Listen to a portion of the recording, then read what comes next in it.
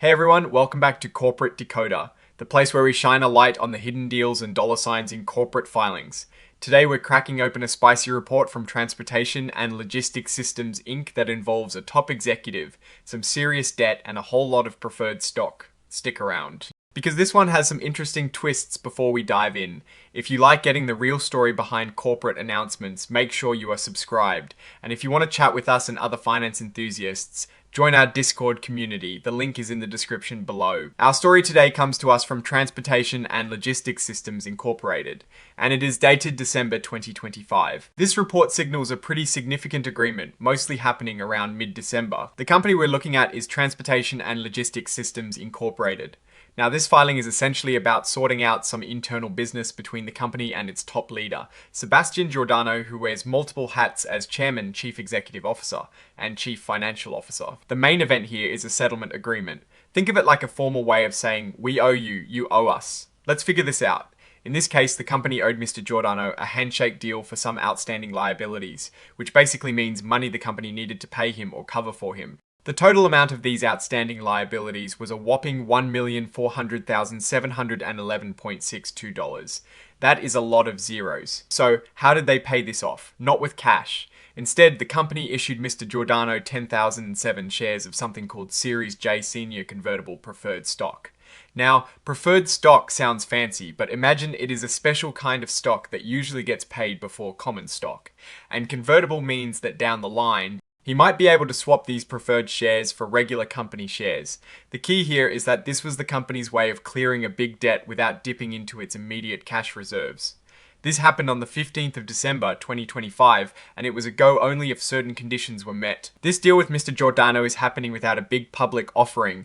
It is being done under a specific exemption from the usual registration rules for selling stock, which is Section 3, a 9 of the Securities Act. This usually means the company is just swapping stock for debt or property directly with an existing security holder.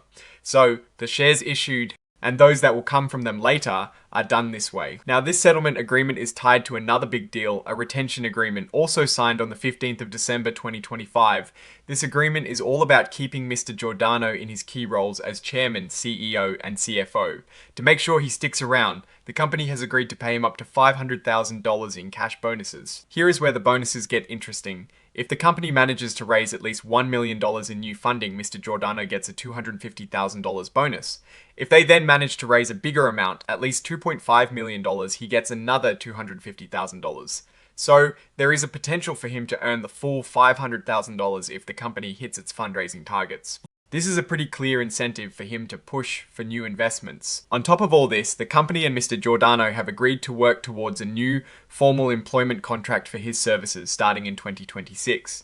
This shows a commitment to his continued leadership, but the specifics will be ironed out soon. The filing also lists the actual documents that back all this up. We're talking about the settlement agreement itself as Exhibit 10.1 and the retention agreement as Exhibit 10.2. These are the official papers that detail all these arrangements. Now, let's look at what this all means from a broader perspective. We're seeing a company that is really trying to get its house in order financially and organizationally. They're settling a significant debt by issuing stock, which is a common move when cash is tight. However, it also dilutes ownership for existing shareholders. The retention agreement with the CEO is a strong signal that the board wants stability at the top, especially as they're trying to raise capital. Those bonuses are hefty and they're directly tied to the company's ability to attract new investors. This means Mr. Giordano has a very strong personal incentive to make sure the company succeeds in its fundraising efforts. A key risk here is the company's reliance on external financing. If they can't attract the necessary investments, the retention bonuses might not be paid, and the company's financial health could remain precarious. The fact that they're using preferred stock to settle debt and are incentivizing fundraising suggests they might not have the operational cash flow to cover these obligations directly. Looking at the overall direction, Transportation and Logistics Systems Incorporated seems to be in a rebuilding phase. They're making strategic moves to secure leadership and manage liabilities, with a clear focus on future growth through new funding. The big opportunity is if they can successfully raise the capital and deploy it effectively to drive their business forward. In conclusion, this filing shows a company actively navigating financial challenges and securing its leadership. The settlement and retention agreements are significant steps, but their ultimate success hinges on the company's ability to attract new investment. It is a calculated risk, and investors will be watching closely to see if they can meet those fundraising targets. Alright, that is our breakdown of this interesting filing. What is your take on these agreements and what they signal for the company's future? Drop your thoughts in the comments below. If this analysis was valuable, hitting that like button really helps us out, and be sure to subscribe for more deep dives into corporate finance. And don't forget to check out the Discord link in the description to join the conversation. Thanks for watching, and we'll see you next time on Corporate Decoder.